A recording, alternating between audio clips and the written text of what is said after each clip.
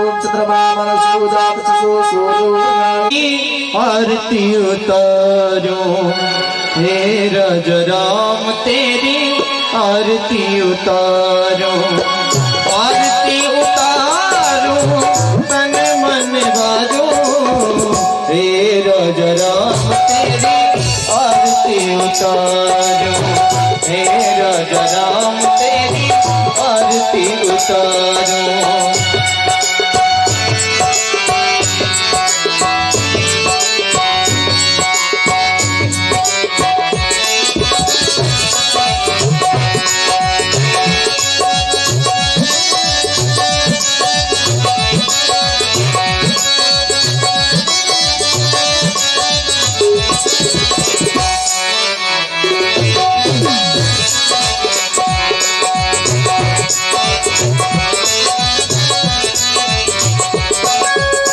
कनक सिंहासन राजते जोड़ी, कनक सिंहासन राजते जोड़ी, दशरथ नंदन जनक किशोरी, दशरथ नंदन जनक किशोरी, युगल छवि को, युगल छवि को सदा में निवारो हे राज राम तेरी आरती उतारो, हे राज राम तेरी आरती उतारो।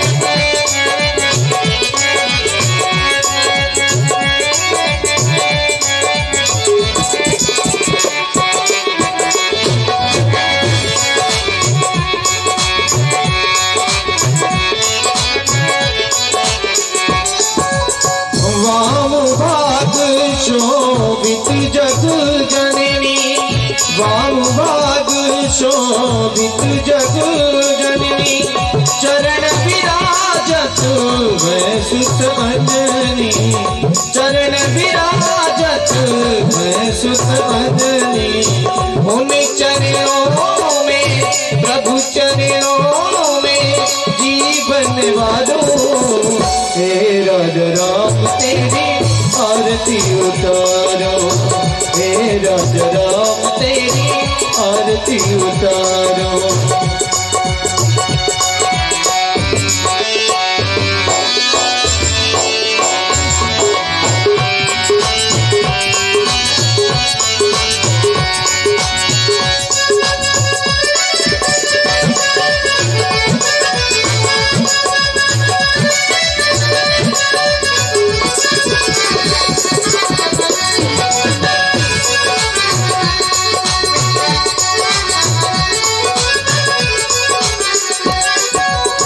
चरणों से निकली है गंगा प्यारी, चरणों से निकली है गंगा प्यारी, जिसने सारी दुनिया तारी, जिसने सारी दुनिया तारी, उन चरणों के, उन चरणों के दर्शन पाऊं हे राज राम तेरी आरती उतारो, हे राज राम तेरी आरती उतारो।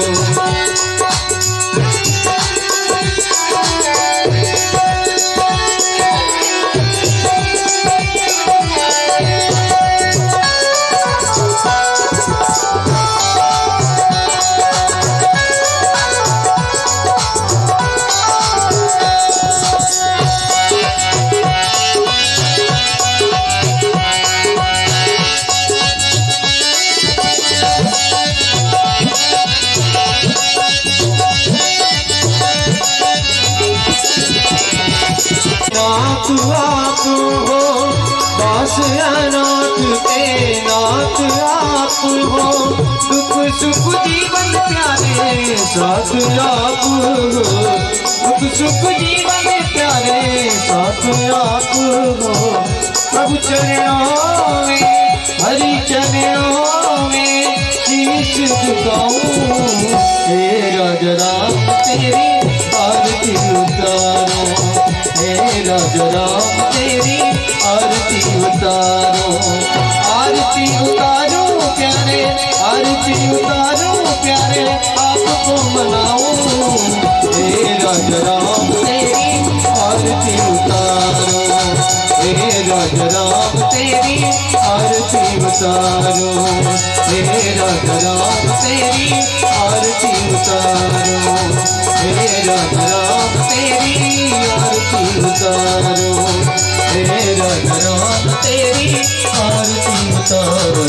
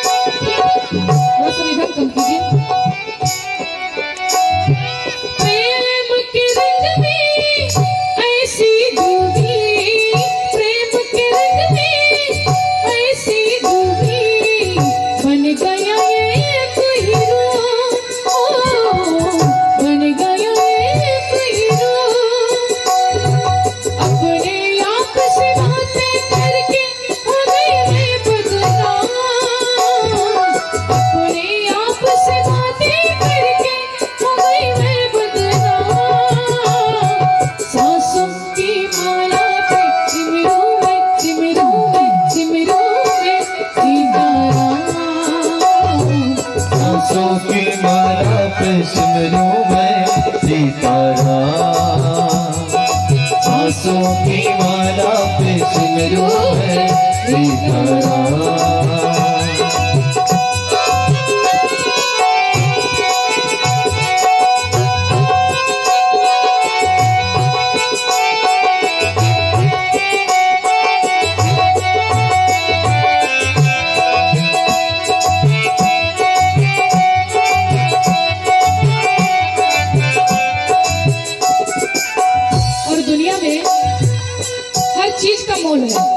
हर चीज बिकती है, लेकिन भगवान का कोई भी मोल नहीं है। सभी बच्चे मीठी मीठी तालियां बजाएंगे। मीराबाई का पंथ है। प्रीतम का कुछ मोल नहीं है, प्रीतम का कुछ दोष नहीं है, वो तो है निर्दोष, वो तो है निर्दोष। प्रीतम का तो दोष नहीं है, वो तो है निर्दोष, वो तो है निर्दोष। अगर आपके जीवन में दुख है तो इसमें भगवान की कोई गलती नहीं है, क्योंकि ये जब दुख और सुख हम सबको मिलता है हमारे कर्मों के हिसाब से मिलता है। जैसे आप अपने कर्मों को करेंगे वैसा ही फल मिलेगा। मीराबाई कहती है मुझे जो कुछ भी दुख मिला है इसमें मेरे प्रीतम का कोई दोष नहीं है। कहती क्या है? प्रीतम का कुछ दोष नहीं है, प्रीतम का कुछ, प्रीतम का कुछ दोष नहीं है, वो तो है निर्दोष, वो तो है निर्दोष। अपने याद में बातें करके हो गई मैं बदनाम, अपने आप से बातें करके मैं हो गई बदनाम।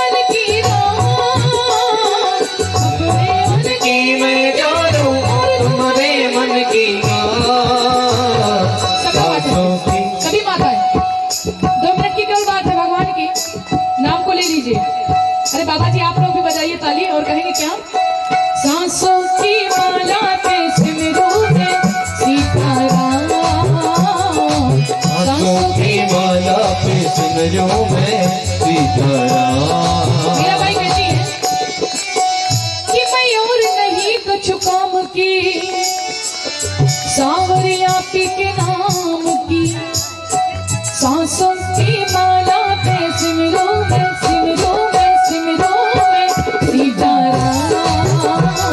सांसों की माला पे सिमरो में सीताराम। अरे अपने मन की मैं जानूं और तुम्हारे मन की राम। अपने मन की मैं जानूं और तुम्हारे मन की राम। सांसों की माला पे, सांसों की माला पे सांसों की माला पे सिमरो में सीताराम। सांसों की माला पे सिमरो में सीताराम।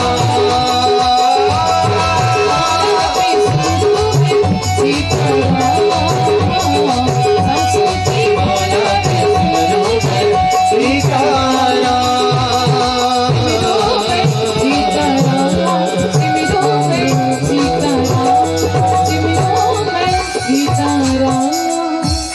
बोली श्री रामचंद्र भगवान की, बोली नाद समानो। कहते भक्तों, उस नारी की कभी भी निंदा नहीं करना चाहिए जो ध्रुव प्रहलाद के समान पुत्रों को जन्म देती है। जो नारी जैसी होती है वैसी उसकी संतान होती है। नारी निंदा न करो, नारी नर की खान, जिनसे बालक होते हैं ध्रुव प्रहलाद समान। और उस नारी की निंदा भी करनी चाहिए। नारी निंदा खूब करो, नारी नर की खान, जिनसे बालक होते हैं रावण कंस समान। उस नारी की निंदा भी करना चाहिए जो रावण और कंस के समान पुत्रों को जन्म देती है। अब जो गोकर्ण महाराज है, जिसको गाय माता ने सुंदर बालक का जन्म दिया, वो तो बहुत बड़े भक्त निकले भगवान के। दिन रात पूजा पाठ में लगे करते हैं। और वो धुंधकारी है ना, धीरे धीरे करके वेश्याओं की संगत करने लगा और मदिरा पीने लगा। वो भूत पिशाच माने पूरा असुर हो गया। अब उसके मरने के बाद में, जो धुंधकारी के मरने के बाद में गोकर्ण महाराज सोचते ये मेरा भाई था, बहुत सा पूजा दान करते, लेकिन उसको अभी भी मुक्ति नहीं मिली है। तब तो आकाशवाणी हुई, अगर धुंधकारी के भाई, वो बड़े भाई यानी गोकर्ण महाराज श्रीमद् भागवत सुना दे, तब इस होते हैं।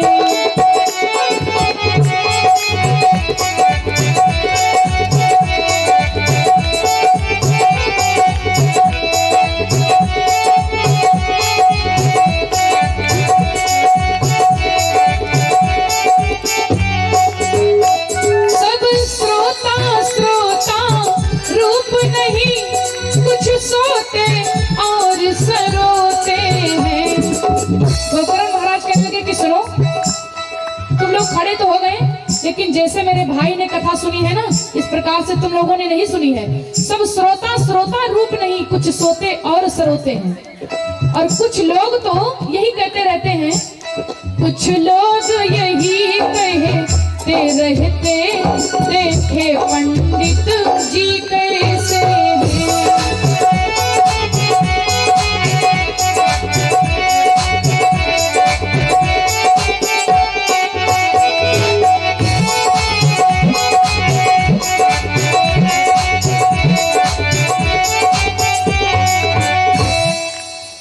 जब धुंधकारी के लिए विमान आ गया तो जितने सज्जन बैठे थे सब खड़े हो गए। अब तो तुमने बेईमानी कर लिया भाई। क्यों? आपके भाई हैं इसलिए इनको लेने के लिए विमान आ गया। और कथा तो हम लोगों ने भी सुनी है, हम लोगों के लिए विमान नहीं आया। तब गोकर्ण महाराज कहते हैं कि सब श्रोता श्रोता रूप नहीं, कुछ सोते और सरोते हैं। अब यहाँ पर इतने भक्त बैठे हैं, कुछ लोग भगवान की कथा सुनने के लिए आए हैं, कुछ लोग बैठे तो यहाँ हैं लेकिन मन उनका घर में लगा हुआ है।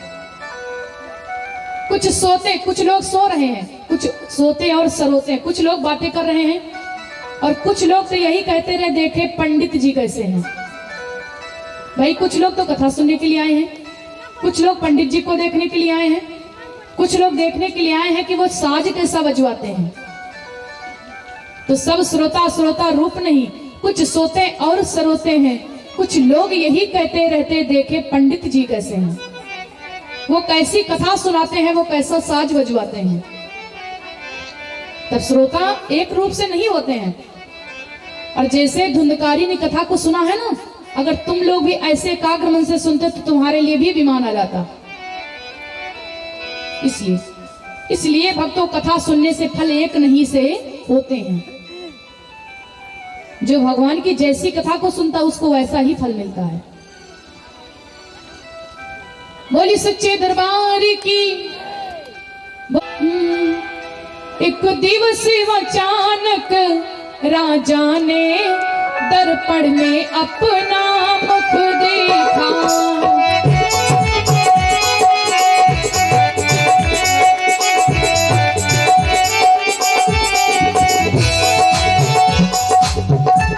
एक दिवस अचानक राजा ने दर्पण में अपना मुख देखा। देखा कुछ बाल सफेद हुए, देखा कुछ बाल सफेद हुए, चौथे पन को सम्मुख देखा।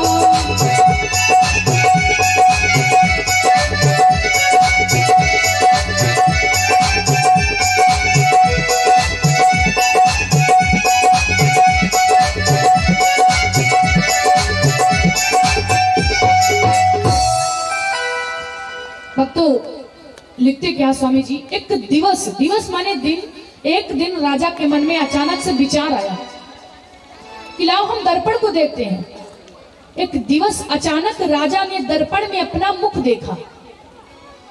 जैसे दर्पण को उठाया, अपने मुख को देखने लगे, तो देखते क्या चक्रवर्ती जी कि मुकुट के नीचे से एक बाल केवल सफेद देख गए।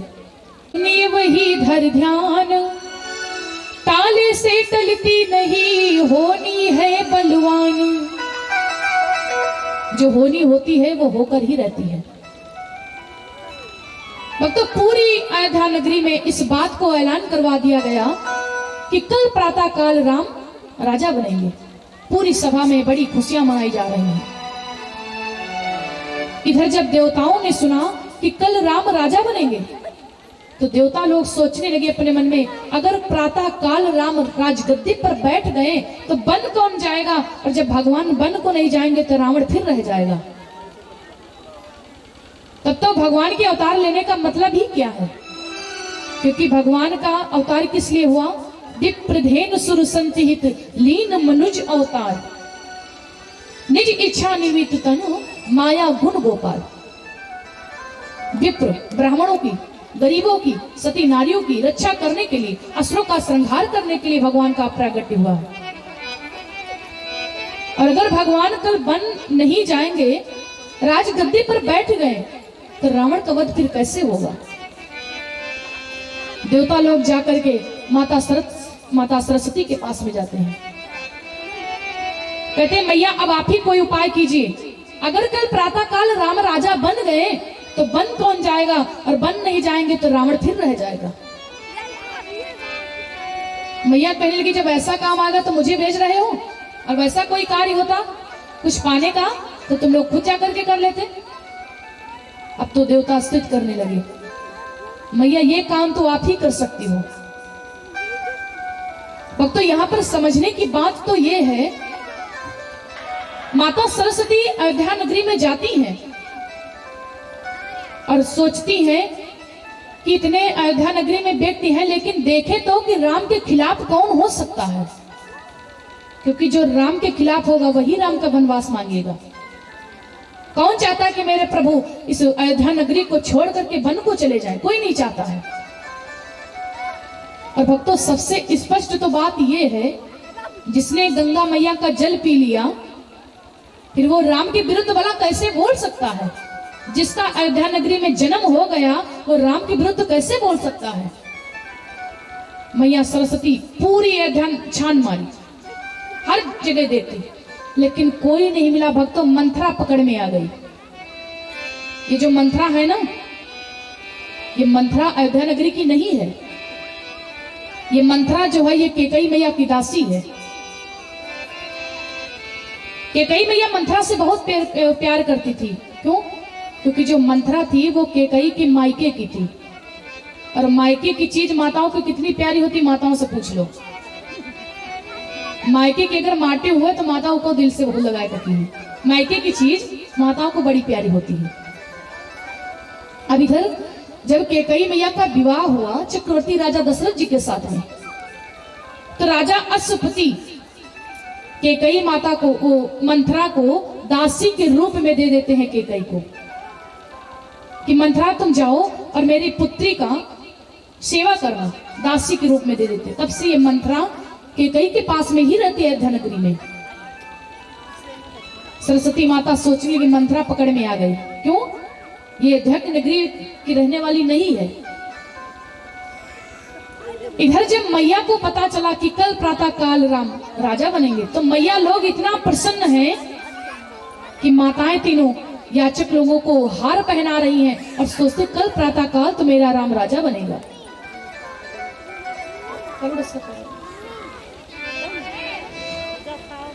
तो अब थोड़ी सी आप लोग कथा सुनेंगे कि लोग कहते हैं कि मैया कैकेयी ने राम का वनवास किया है, लेकिन ये बात गलत है। कैकेयी मैया ने राम का वनवास नहीं किया है। फिर किया किसने? भक्तों, कैकेयी माता कितना तो दुनिया में कोई भी नारी त्याग कर ही नहीं सकती है। और सबसे स्पष्ट तो ये बात है कि माता कैकेयी के जीवन में अगर जरा से भी दोष होता तो वो भरत जैसे संत को कभी जन्म नहीं दे सकती थी। मैया ने राम का वनवास नहीं किया। बालेपन की कथा सुनिएगा। जब राम जी बहुत छोटे थे, 4-5 वर्ष के, एक बार माता कैकेयी अपने आंगन में बैठी थी और राम जी पीछे से जाकर के मैया के ऐसे नेत्रों को बंद कर लेते। कुछ बालक बड़े शरारती होते ना, ऐसे पीछे से बंद कर लेते हैं। मैया आंगन में बैठी थी। मैया अपने मन में सोचने लगी कि इतना नटखट तो मेरा लक्ष्मण है। माने राम जी तो सरल स्वभाव के थे, राम जी ये नहीं कर सकते हैं, हाँ लक्ष्मण ही होंगे। मैया कहने लक्ष्मण मेरे नेत्रों को खोलो। जब भगवान ने नेत्रों को खोला तो मैया देखती क्या है कि ये तो लक्ष्मण नहीं मेरा राम है। कैकेयी मैया कहती कि बेटा आज तू जीत गया, मैं हार गई, मांग लीजिए तुझे क्या वरदान चाहिए। भगवान सोच लिए अब तो चांस मिल गया है। मेरा अवतार किस लिए हुआ? रावण का वध करने के लिए। अगर हम वन नहीं जाएंगे तो रावण का वध नहीं कर सकते हैं। भगवान श्री राम कहते कि मैया जो चीज तुमसे मांगेंगे दे दोगी। कैकेयी मैया कहने लगे क्या तुझे भरोसा नहीं है? अरे बेटा मांग, तुझे क्या चाहिए? तुझे मांगने में देरी है लेकिन मुझे देने में एक क्षण की भी मैं देरी नहीं करूंगी। कहो बेटा तुमको क्या चाहिए? अब तो राम जी मांगते क्या है? पहले संकेत करते कि मैया मैं जिस वरदान को तुमसे मांगने जा रहा हूं, इस वरदान को तुम्हारे सिवा छोड़ करके दुनिया में कोई भी नारी, यहां तक कि मेरी कौशल्या सुमित्रा मैया भी इस वरदान को नहीं दे सकती हैं जो मैं वरदान तुमसे मांगने जा रहा हूं। मैया कहती बोल बेटा तुझे क्या चाहिए? राम जी कहते मैया अगर इस वरदान को नहीं दोगी तो तेरा बेटा जिस लिए आया है ना वो काम अधूरा रह जाएगा। मैया कहती मांग, तुझे क्या चाहिए?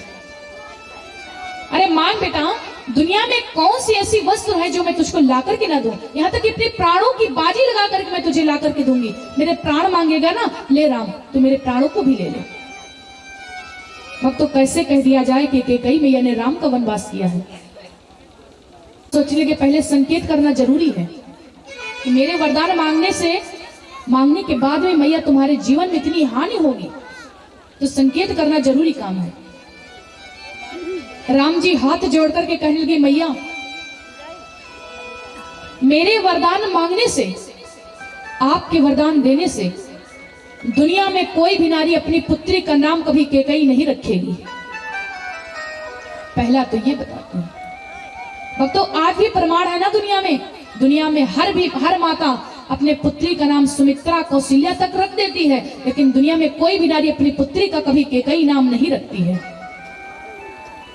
भगवान कहते हैं कि मैया दूसरा वचन मेरा ये है, मैं आपको संकेत करता हूं कि मेरे वरदान मांगने से, आपके वरदान देने से जो तुम्हारा पुत्र भरत होगा ना वो तुम्हारा त्याग कर देगा, तुमको कभी माता नहीं कहेगा अपने जिह्वा से।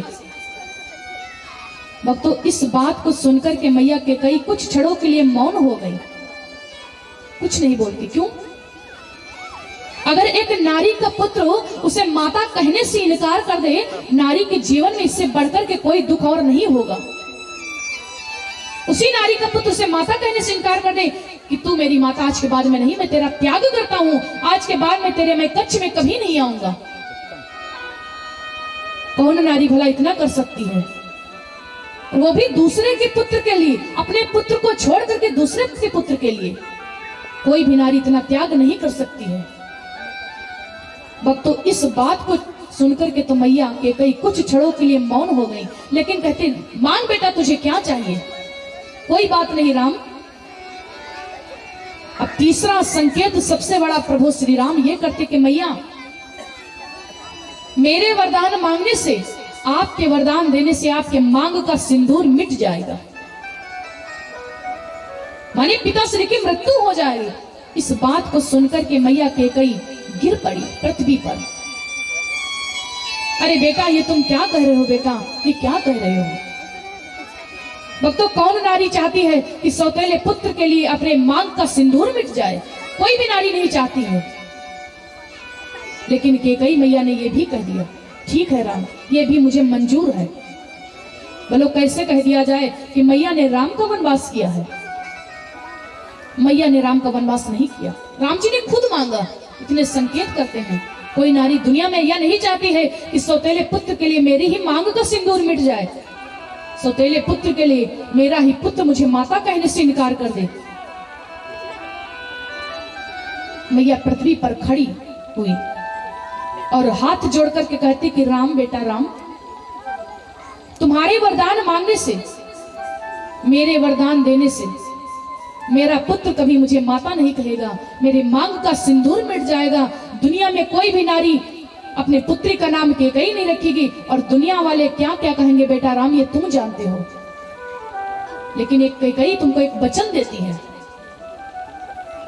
कि अगर मेरे राम के काम बनने से इस केकई की जान चली जाए, कुछ भी हो जाए, तो केकई एक जन्म तक नहीं 100 जन्म तक अपनी जान देने के लिए तैयार है। कितना प्यार करती, कितना प्रेम करती है मैया केकई राम से। कैसे कह दिया जाए कि मैया ने राम को वनवास किया है, कसम खिलवा दिया। अब राम जी कहते कि मैया मुझे चाहिए क्या?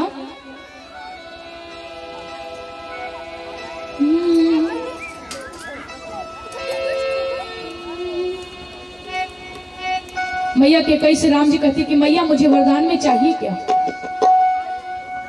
राज करन जब अवसर आई, तब देहु वनवास पठाई। इस वरदान को मांगते हैं कि मैया जब मेरा राजा बनने का टाइम आए ना, तो पिताश्री से आप मेरे लिए वनवास मांग लेना। क्यों? अगर वनवास नहीं मांगोगे तो ये तुम्हारा राम जब वन को नहीं जाएगा तो रावण का वध नहीं हो पाएगा। भक्तों, मैया वचन देती कि ठीक है बेटा राम, आज मैं कसम खाती हूँ कि जब तुम्हारा राजा बनने का टाइम आ जाएगा तो हम तुम्हारे लिए 14 वर्षों का वनवास मांग लेंगे। भक्तों, राम जी ने खुद मांगा, इसलिए कहते हैं कि राम अगर वन को ना जाते तो राम कभी मर्यादा पुरुषोत्तम राम नहीं बन सकते थे। इसलिए कहते हैं चाहे तो राजा राम बने,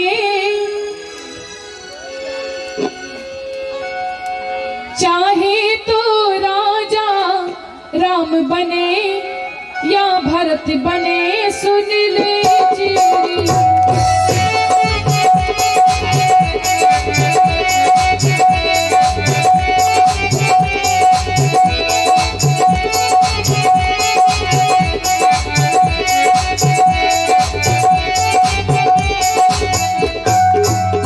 भक्तों, मंथरा यहाँ पर एक बात कहती है, क्या गरज पड़ी ऐसी मेरी जो अपना मुख नचवाऊंगी, दोनों में कोई राजा हो मैं दासी ही कहलाऊंगी। मंथरा ये बात कहती है कि सुनो रानी केकई, तुम मुझ पर गुस्सा बेकार, मतलब बिना मतलब के करती हो, कोई मतलब नहीं इसका।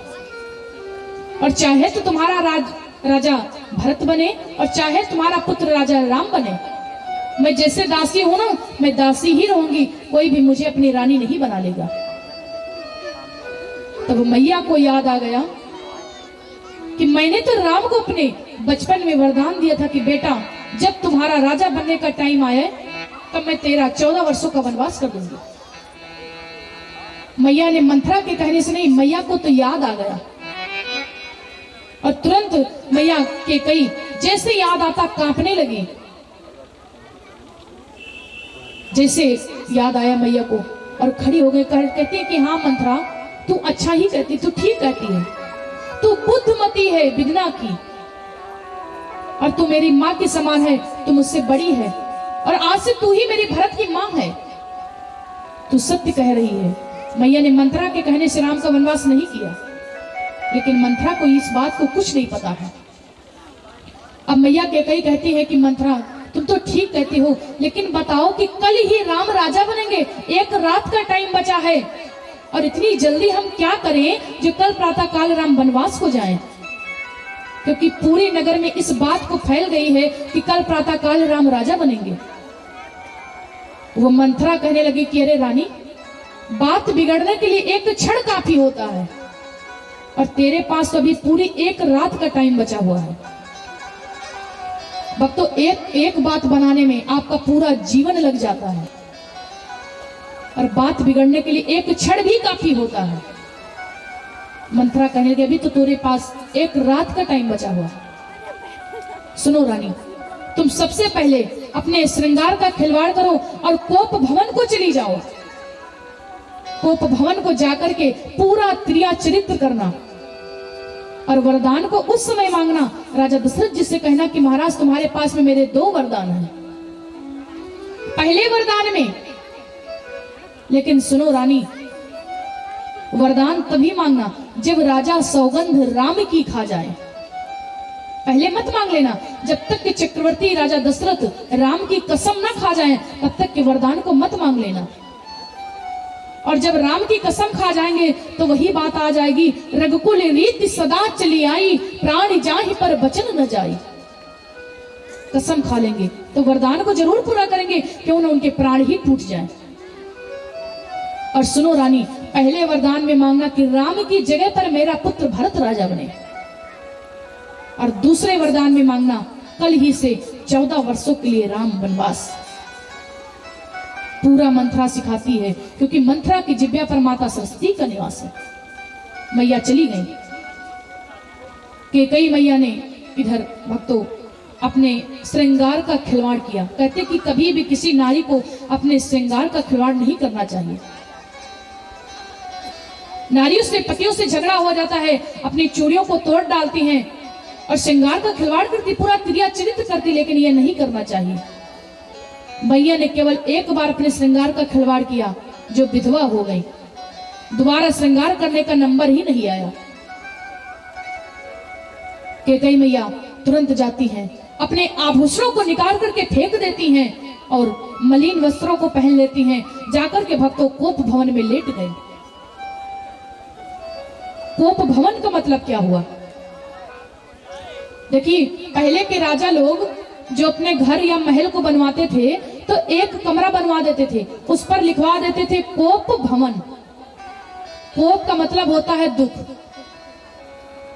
जैसे कभी कभी कोई माताएं बैठी होती हैं तो माता जी लोग कहें कि कौन कोप में बच्ची मरी जाती हो, तो कोप का मतलब होता है दुख।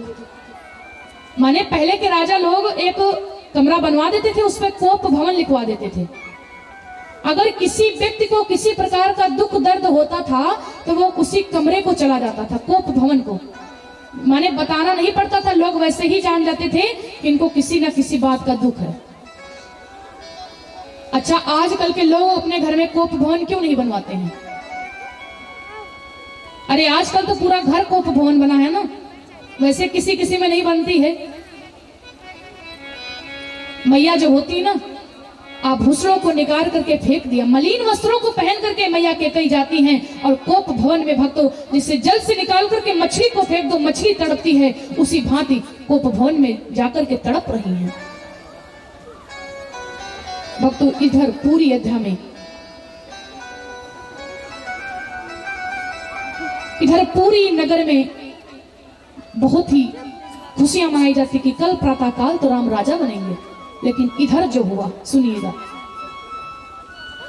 जब सांझ का समय हुआ, दीपक जलाने के टाइम में रामचरितमानस में स्वामी जी लिखते क्या है?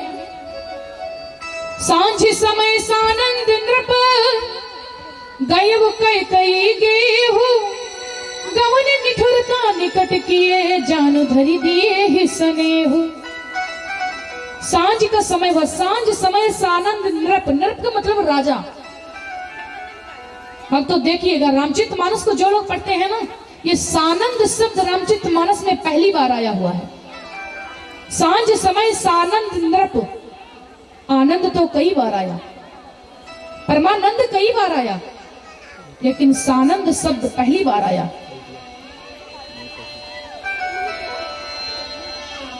माने चक्रवर्ती जी इतना प्रसन्न है कि कल प्रातःकाल मेरा पुत्र राजा बनेगा, और सोचते हैं कि लाओ केकई के भवन में जाते हैं, आज केकई जो हमसे मांगेगी उसको देंगे। लेकिन भक्तों, चक्रवर्ती जी को नहीं पता था कि केकई मेरे प्राणों को ही मांग लेगी। इधर मैया को भी पता है कि आज वो आखिरी क्षण है, क्योंकि मेरे वरदान मांगने के बाद में मेरे पति जो होंगे मेरा त्याग कर देंगे और मेरे मांग का सिंदूर मिट जाएगा। जिस नारी को इस बात का पता चल जाए कि 2 घंटे बाद 3 घंटे बाद मेरी मांग का सिंदूर मिट जाएगा, मेरा पुत्र माता कहने से इनकार कर देगा, उस नारी के दिल पर जरा क्या बीतेगी। लेकिन मैया ने जो कुछ भी किया सिर्फ राम को पाने के लिए किया। मैया गई को भवन में पड़ी हैं, तड़प रही हैं। सांझ का समय हुआ, सानंद नृप, इधर चक्रवर्ती महाराज दशरथ जी जाते हैं महलों को। वैसे तो महाराज के महलों में 3 नारियां थी, कौशल्या, सुमित्रा, केकई, लेकिन सबसे ज्यादा चक्रवर्ती राजा दशरथ जी केकई माता को प्रेम करते थे। गए केकई के भवन में, गई केकई के भवन में। जैसे महलों को पहुंचे, कहने लगे रानी केकई कहाँ है? कमरे में नहीं पाए केकई को। भक्तों, सुमंत्र जी कहने लगी कि मैया केकई तो कोप भवन को गई है। भक्तों, जैसे कोप भवन का चक्रवर्ती जी ने नाम सुना, रोंगटे खड़े हो गए। अरे बात क्या हो गई? मेरी रानी तो भी इतना प्रसन्न थी, इतनी जल्दी क्या बात हो गई जो तो रानी के कोप भवन को चली गई। दौड़ते दौड़ते चक्रवर्ती जी जाते हैं और मन में सोचते हैं इतनी जल्दी क्या हो गया? अभी तो मेरी रानी बड़ी प्रसन्न थी कि मेरा राम राजा बनेगा। लेकिन भक्तों, बात बिगड़ने के लिए एक क्षण काफी है। चक्रवर्ती जी गए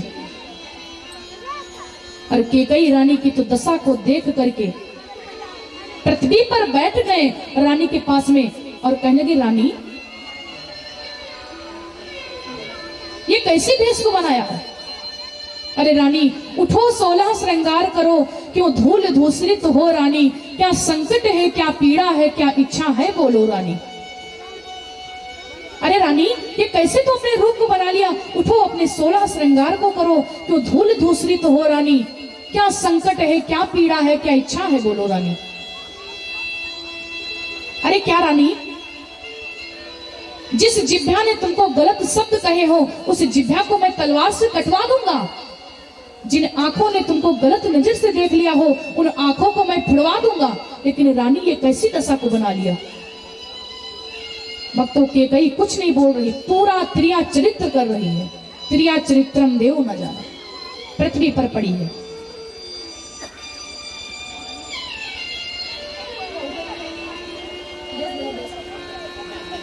और इधर केकई मैया कुछ नहीं बोलती, पृथ्वी पर पड़ी है। जब इस प्रकार से चक्रवर्ती जी ने शब्द कहे तो केकई मैया थोड़े थोड़े नेत्रों को खोल करके कहती हैं, मैं कौन तुम्हारी होती हूँ, क्यों मुझे मनाने आए हो, मन में रखते हो स्वार्थ भाव, प्रत्यक्ष सताने आए हो। क्योंकि मंत्रा ने कहा था जब तक कि राम की सौगंध ना खा जाए तब तक के वरदानों को मत मांग लेना। पूरा त्रिया चरित्र करती है कि मैं तुम्हारी कौन लगती हूँ जो मुझे मनाने के लिए आए हो। मन में तो स्वार्थ भावना की भाव होता है और प्रत्यक्ष मुझे प्रेम दिखाने के लिए आए हो। चक्रवर्ती जी मुस्कुराने लगे, अरे रानी ये तुम कैसी बात करते? फिर सोचने लगे कि घर में जब कोई शादी विवाह का प्रोग्राम होता है ना, तो जो नारियां होती है ना, माताएं, ये थोड़ा रुष्ट हो जाती हैं। और कल मेरा राजा राम राजा बनेगा। हो सकता है इस कारण से कि कहीं किसी प्रकार से दुख हो गई हो, गुस्सा हो गई हो, नाराज हो गई हो। कहते अरे रानी तुम पहले बोलो तो तुमको क्या बात, किस बात का तुमको दुख है। भक्तों मैया को पता है कि ये आखिरी क्षण है जो मेरे पति मेरे पास बैठे हुए हैं। मेरे वरदान मांगने के बाद में ये चक्रवर्ती मेरा त्याग कर देंगे, मेरी मांग का सिंदूर मिट जाएगा, इनकी मृत्यु हो जाएगी, मेरा पुत्र कभी मुझे माता नहीं कहेगा। मैया के मन में अनेक प्रकार के भाव आ रहे हैं, लेकिन मैया ने जो कुछ भी किया सिर्फ राम को पाने के लिए किया, राम के लिए किया है। मैया कुछ नहीं बोलती है। चक्रवर्ती जी कहते हैं कि रानी उठो तो हो, ये कैसे अपनी दशा को बना लिए हो। मैया नेत्रों को खोलती है और कहती कि महाराज आपको याद है ना, आपके पास में मेरे 2 वरदान हैं। आपको पता है आपके पास में मेरे 2 वरदान हैं। चक्रवर्ती जी कहने लगे हाँ हाँ, बस 2 वरदान के लिए ऐसी दशा को बना लिया। अरे रानी कल तो मेरा पुत्र राजा बनेगा और 2, 4, 8 वरदान तुम जितने मांगना हो एक साथ मांग सकती हो।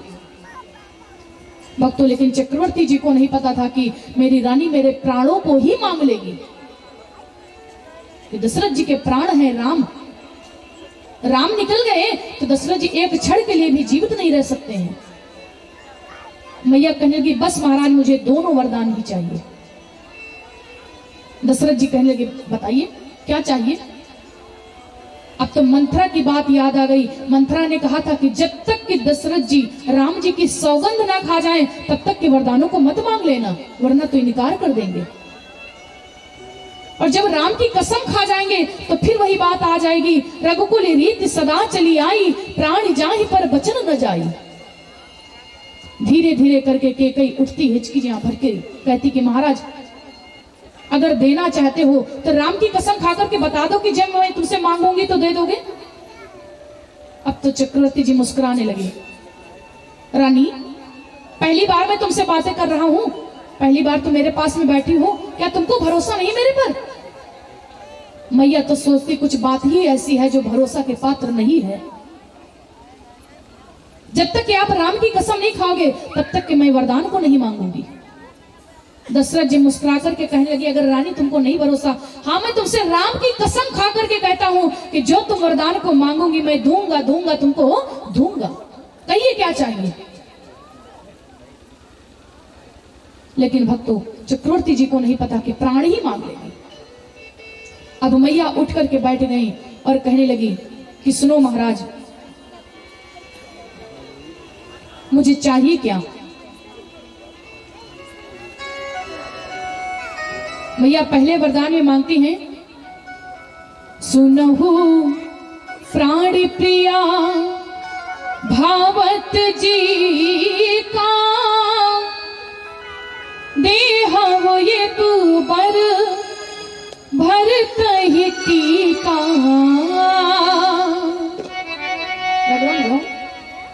मैया कहती हैं कि स्वामी मुझे पहले वरदान में चाहिए कि सुनो प्राण प्रिय भावत जी का, देहो एक बार भरत ही टीका। पहला वरदान मेरा ये है कि राम की जगह पर मेरा पुत्र भरत राजा बने।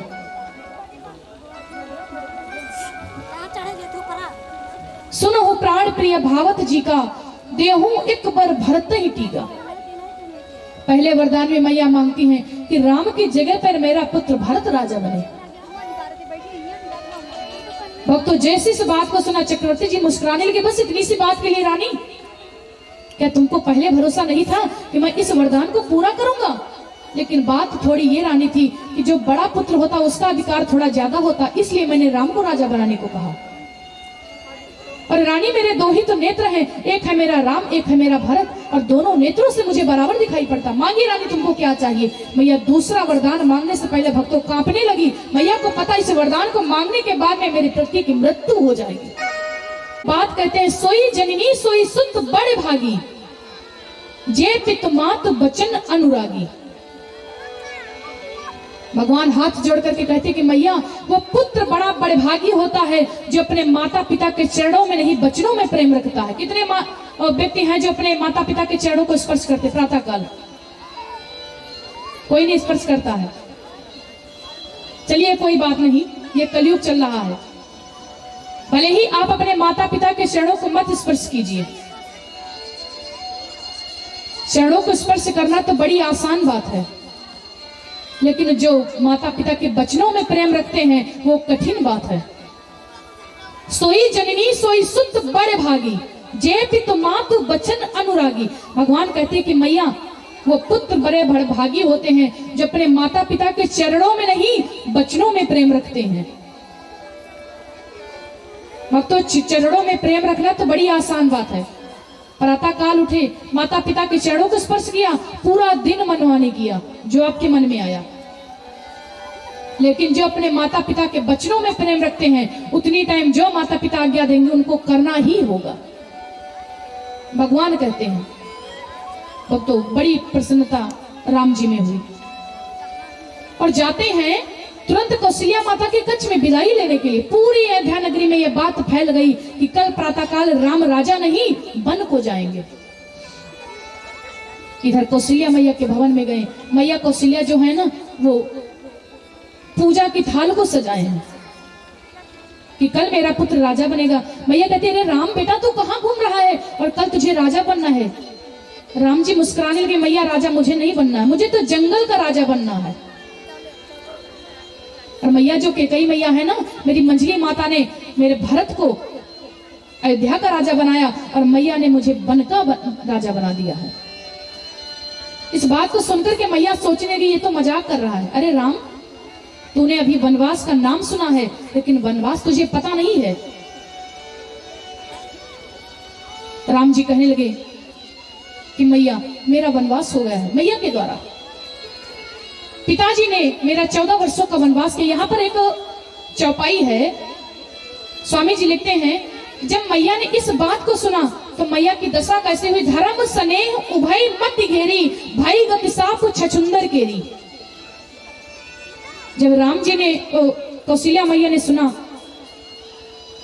कि पुत्र के पिताजी ने राम का वनवास कर दिया है, मैया पृथ्वी पर गिर गई, हाथ से वो पूजा की थाल छूट गई। मैया की दशा कैसी हो गई। धर्म स्नेह उभय मत घेरी, भाई गति साप छछुंदर केरी।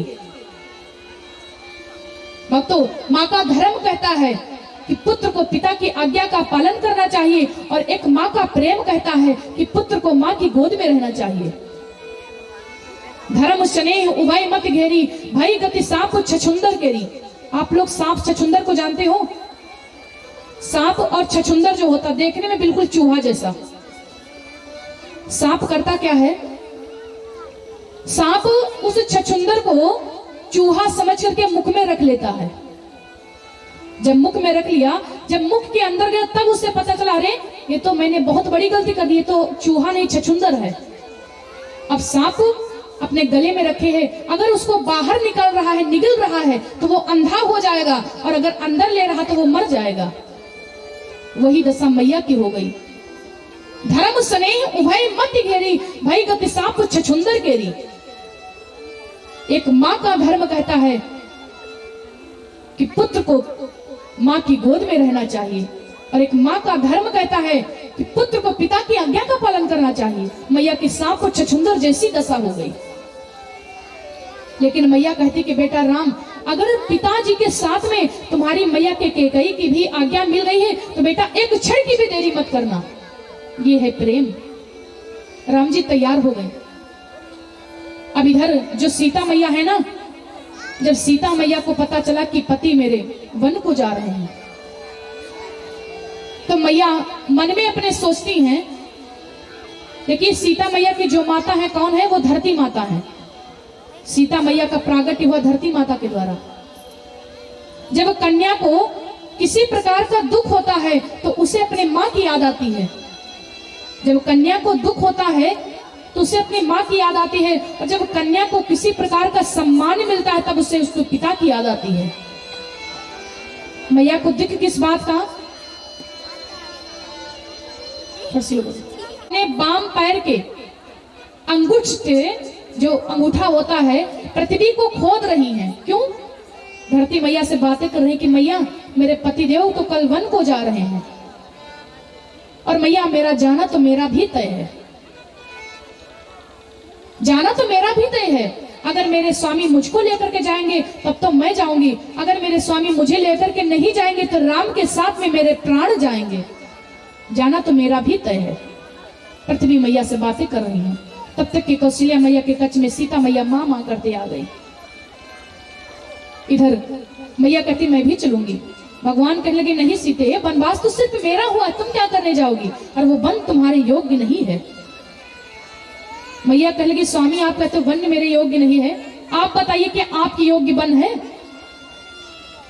जैसे आप महलों में रहते हैं वैसे मैं भी महलों में रहती हूँ। भगवान अपने ही कहे हुए बातों में फंसे। मैया कहती जिया बिन देह नदी बिन बारी, तैसे नाथ पुरुष बिन नारी।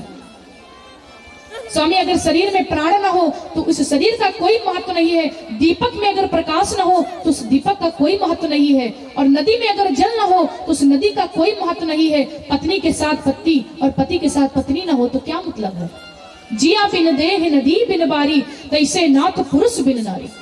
मैया तैयार हुई। इधर लक्ष्मण जी जो है ना, लक्ष्मण जी को जब पता चला तो लक्ष्मण जी मन ही मन में तैयार हो गए, भैया लेकर के जाएंगे तब भी जाएंगे, नहीं लेकर के जाएंगे तो जबरदस्ती जाएंगे।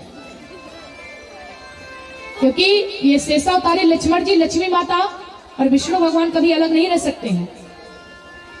लक्ष्मण जी को पता चला, कहने लगे भैया मैं भी चलूंगा आपके साथ में। भगवान कहने लगे नहीं लक्ष्मण, वनवास तो सिर्फ मेरा हुआ, तुम क्या करने के लिए जाओगे। और अगर लक्ष्मण तुम जाओगे, अगर तुम चलोगे तो इतनी अयोध्या नगरी में ये जो दुख छाया हुआ है ना, इसको कौन संभालेगा। तुम रहोगे तो थोड़ा धीरज बंधा दोगे। लक्ष्मण जी कहने लगे भैया इस छोटे लक्ष्मण पर इतना बड़ा भार आप छोड़ करके जा रहे हो। भगवान कहने लगे भार की तुम बात करते हो, कल तो बहुत वहां जनकपुरी में गरज रहे थे, कहो तो पृथ्वी को आकाश में मिला दूं, पृथ्वी को उलट पलट करके रख दूं, और आज तो मैंने क्यों तुमको अयोध्या का भार लादने के लिए कहा, ऐसी तुम्हारी दशा हो गई। लक्ष्मण जी कहने लगे भैया वो कुछ भी हो, आप जानते हो, आप अंतर्यामी हो, लेकिन हम जरूर आपके साथ में चलेंगे। लक्ष्मण जी से भगवान आज्ञा देते कि जाओ सुमित्रा मैया से विदाई लेकर के आओ। आप सुनिएगा कि राम जी का 14 वर्षों का ही वनवास क्यों हुआ। 13 वर्षों का भी हो सकता था, 15 वर्षों का हो सकता था, लेकिन राम जी का 14 ही वर्षों का वनवास क्यों हुआ। इधर लक्ष्मण जी सुमित्रा मैया से विदाई लेने के लिए जाते हैं। जाकर के हाथ जोड़ते कि मैया भैया और भाभी वन को जा रहे हैं और मुझे भी आज्ञा दो। सुमित्रा मैया ने कितनी विचित्र बात को कहा। सुमित्रा मैया ने कहा कि बेटा लक्ष्मण तुम जा तो रहे हो, लेकिन एक मैं तुमको वचन देती हूँ, इस वचन का पालन करना कि बेटा लक्ष्मण तुमको कभी भी अयोध्या की याद सपने में भी ना आए, सपने में भी तुम कभी भी अयोध्या की याद तुम्हें मत आ जाए। अगर सपने में तुमको अयोध्या की याद आएगी तो तुम अच्छे तरीके से भैया और भाभी की सेवा नहीं कर पाओगे। लक्ष्मण जी भक्त मन ही मन में सोचने लगे। लक्ष्मण जी बहुत विद्वान पुरुष थे कि मैया ने कहा है कि सपने में अयोध्या की याद ना आए। भक्तों हर चीज पर तो आपका बस चल सकता है, लेकिन सपने पर किसी का बस नहीं चलता। आप सो रहे, पता नहीं कैसा सपना आपके मन में आ जाए। लक्ष्मण जी मन में सोचने लगे मैया ने कहा कि अयोध्या की याद सपने में भी ना आ गए, अगर मैं सो गया और अयोध्या की याद आ गई मुझे तो मेरे माँ के कहे हुए वचन झूठे हो जाएंगे। भक्तों लक्ष्मण ने मन ही मन में कसम खा लिया कि 14 वर्षों तक हम सोएंगे ही नहीं, मन ही मन में कसम खा लिया। और इधर जो मेघनाथ है ना, रावण का पुत्र इंद्रजीत मेघनाथ, मेघनाथ को वरदान है, मेघनाथ का वही व्यक्ति वध कर सकता है जिसने 14 वर्षों तक नींद का त्याग किया हो, जिसने 14 वर्षों तक पत्नी की संगत ना किया हो और 14 वर्षों तक कुछ खाया ना हो, वही मेघनाथ का वध कर सकता है।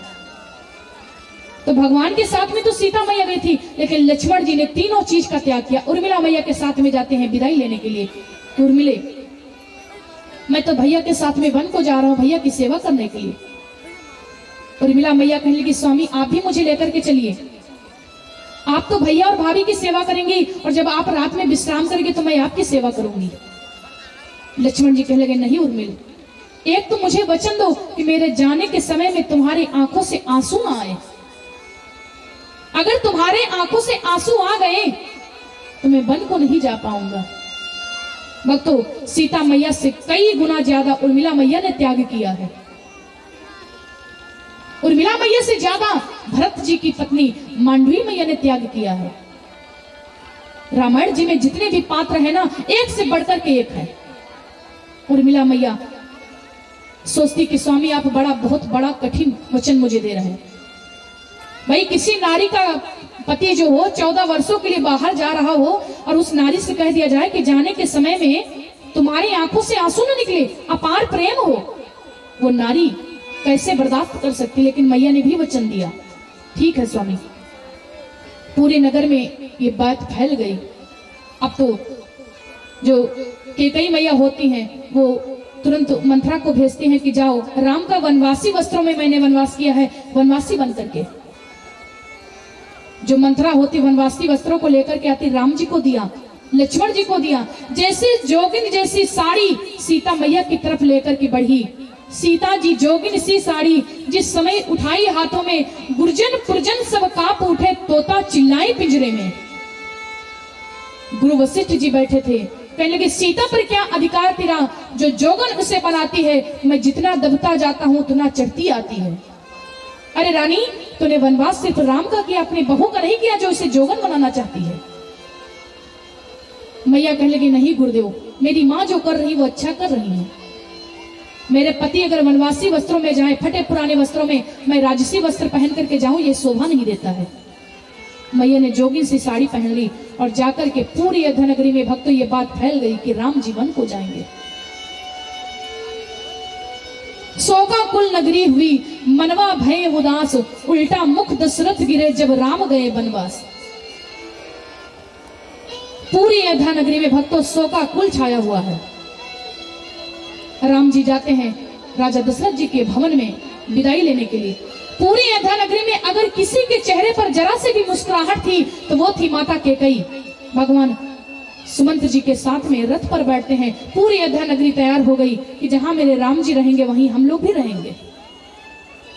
सुमंत जी से चक्रवर्ती राजा दशरथ जी कहते हैं कि सुमंत भैया मेरे राम को 14 दिनों तक वन में घुमाना और 14 दिनों के घुमाने के बाद में पुनः मेरी अयोध्या को ले आना, क्योंकि एक एक दिन मेरे लिए एक एक वर्ष के समान बीतेगा।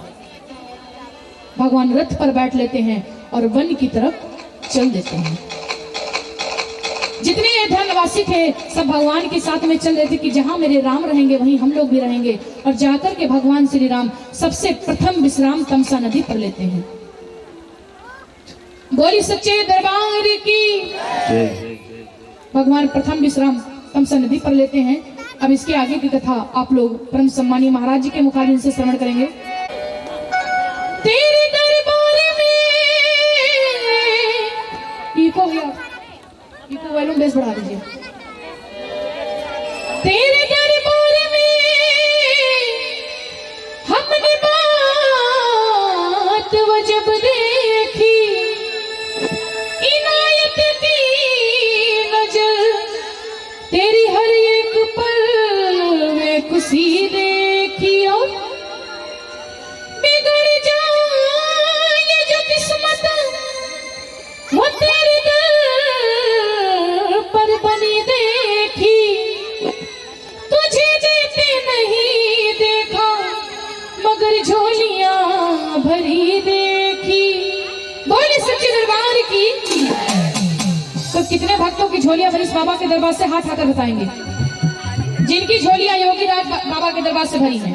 कंजूसी मत करिएगा, सभी लोग उठाइएगा 2 मिनट के लिए। और कहेंगे क्या?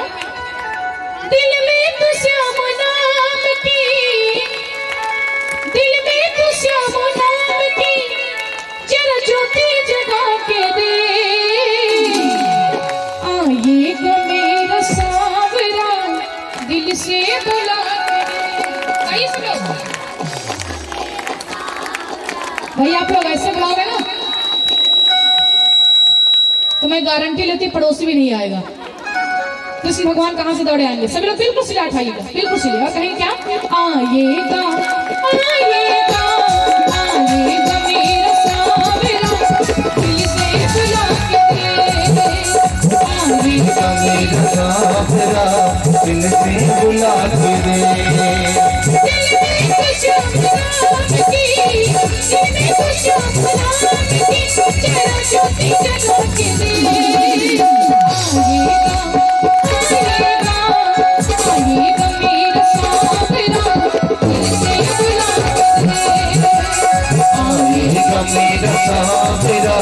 दिल से बुला के रे।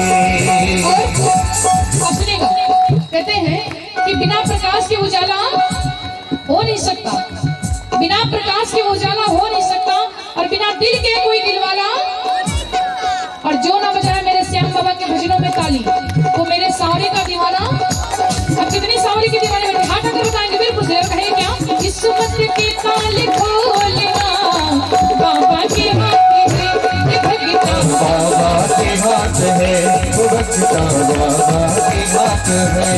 और ये हमारे भैया जी की तरफ से इस भजन पे खुश होकर के 20 मुद्राएं दे रहे, भगवान कल्याण करे। सभी लोग मीठी मीठी तालियां बजाएंगे और कहेंगे क्या, एक तेरे कष्ट में अटना पल भर की बात है, ये भगता पल भर की बात है, वो भगता पल भर की बात है।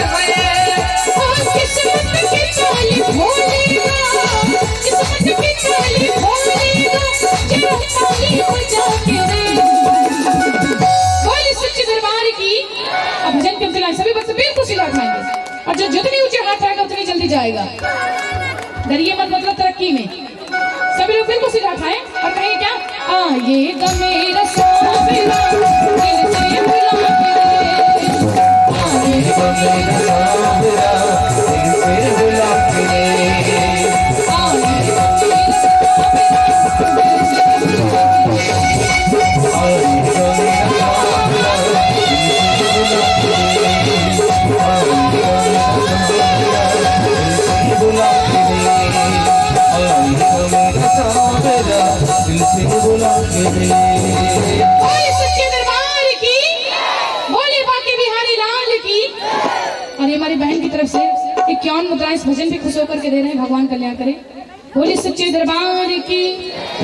अब आइए सभी भक्त हमारे परम सम्मानीय हो मैया तेने काठानी मन में राम सिया भेज दयरी बन में, मैया तेने काठानी मन में राम सिया भेज दयरी बन में।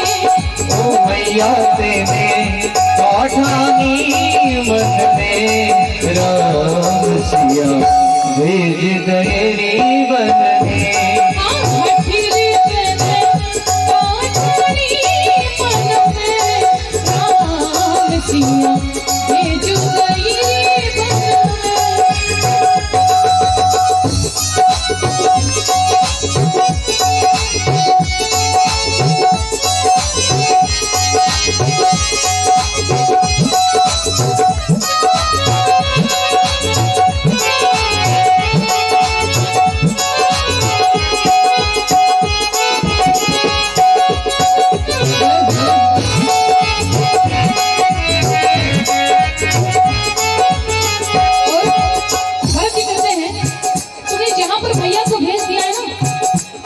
सोचते हो कि वहां रहने के लिए महल है, लेकिन मैया महल की तो बात अलग रखो।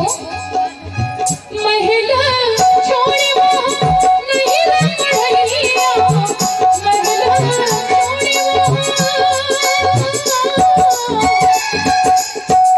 महल छोड़े वहां नहीं रे पढ़ैया, महल छोड़े वहां नहीं रे पढ़ैया।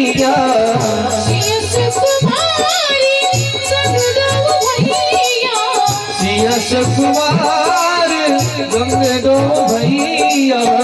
महल छोड़े वहां नहीं रे पढ़ैया, सिया कुमारी संग दो भैया।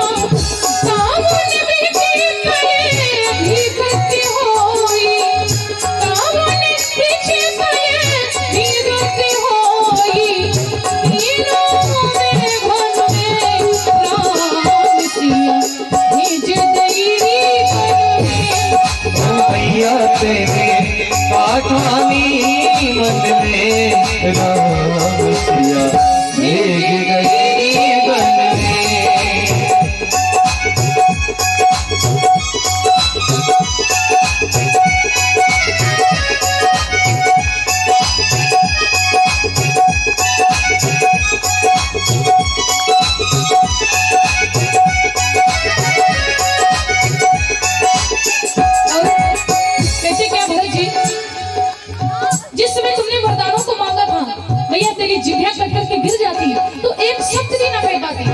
भक्तों मैया ने कितना त्याग किया कि पुत्र आकर के माँ को ऐसे शब्द कहता है। मैया ने जो कुछ भी किया सिर्फ राम की कारण से किया। भरत जी कहते हैं कौशल्या की कौशल्या की चिन गई वाणी, कौशल्या की चिन गई वाणी, रोई ना सकी और मिला दीवानी, मिला सकी और मिला दीवानी। कौशल्या की छिन गई वाणी, रोई ना सकी और मिला दीवानी।